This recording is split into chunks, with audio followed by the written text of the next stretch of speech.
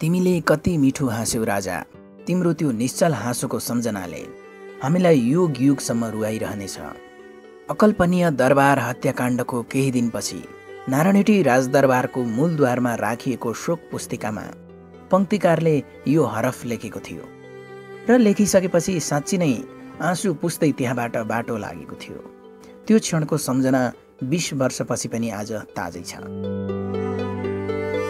श्रीराम सिंह बस्नेत लेख्नुहुन्छ, देश दुखेको अवस्था कस्तो हुन्छ भन्ने प्रत्यक्ष अनुभव 2058 साल जेठ 19 गते रातिदेखि कयौं हप्तासम्म नेपाली जनताले गरेका थिए।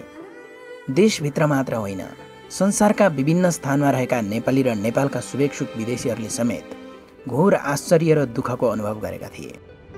त्यस अकल्पनीय र असहनीय घटनाको केही महिनापछि एउटा तालिम कार्यक्रमको सिलसिलामा पंक्तिकार 2 हप्ताका लागि बैंककमा थियो।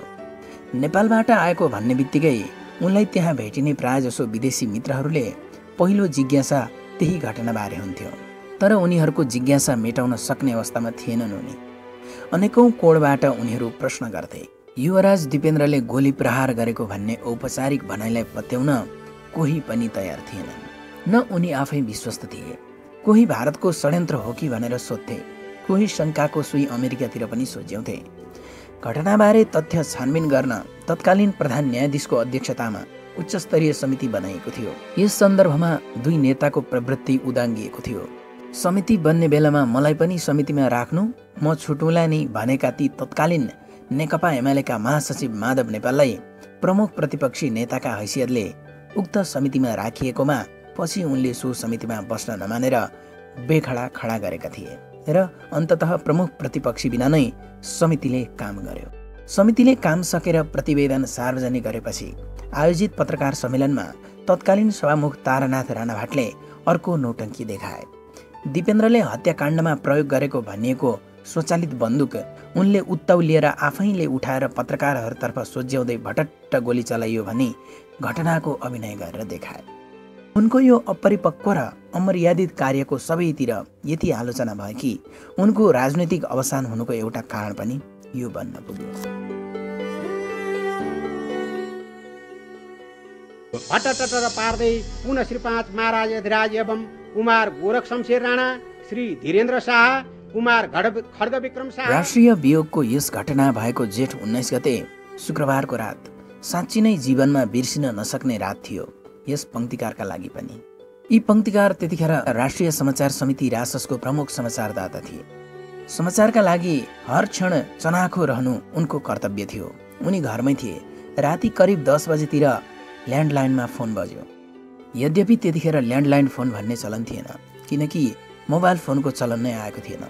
फोन गर्ने मित्रले सोधे, दरबारमा गोली चल्यो रे, धेरैजना मरिसके रे हो।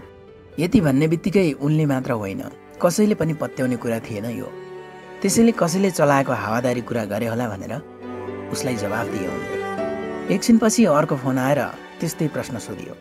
3-4 जनाको यस्तै आश्रयको फोन आएपछि उनको मनमा केही चिसो पस्यो।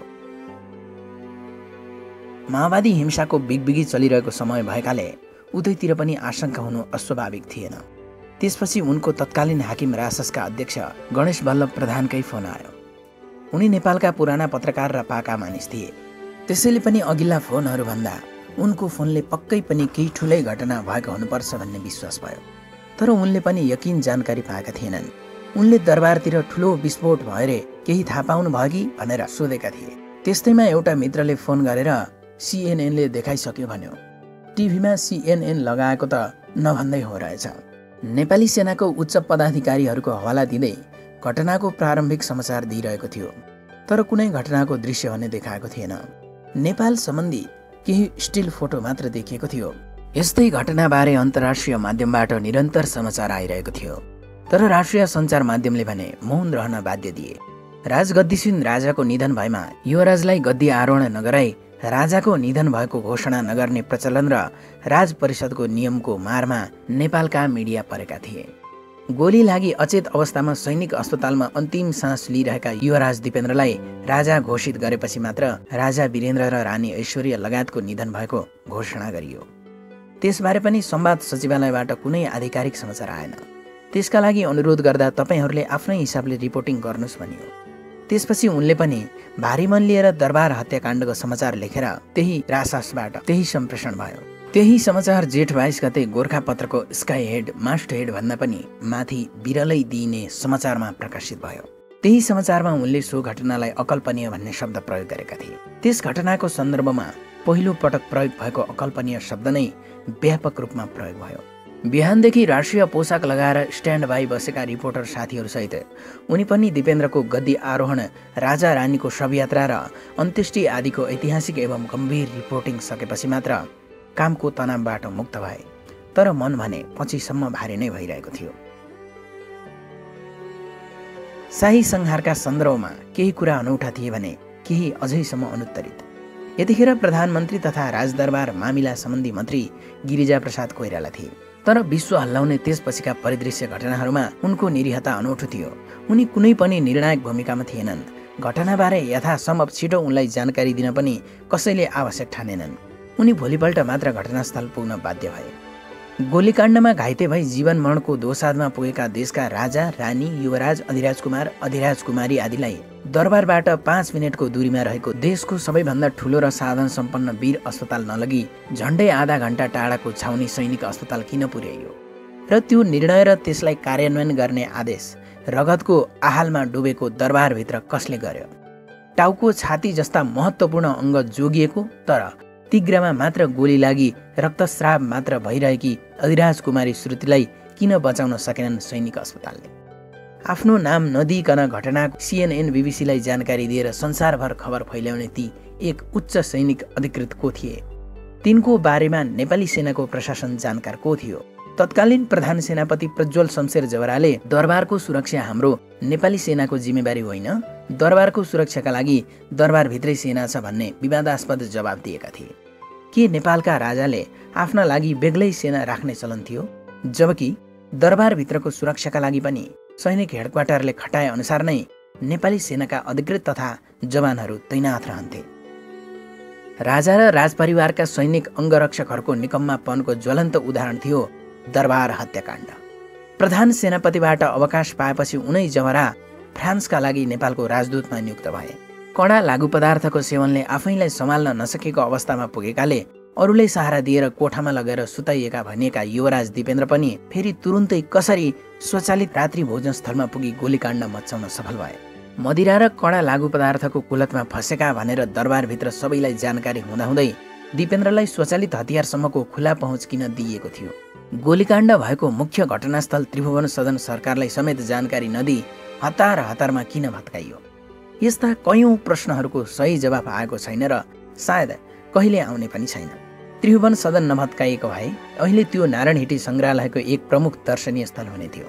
अब केही चर्चा गरौँ राजा वीरेन्द्रको बारेमा। नेपालका शाह राजाहरूमा पृथ्वीनारायण, त्रिभुवन, महेन्द्र र वीरेन्द्र विशेष उल्लेखनीय र स्मरणीय छन्।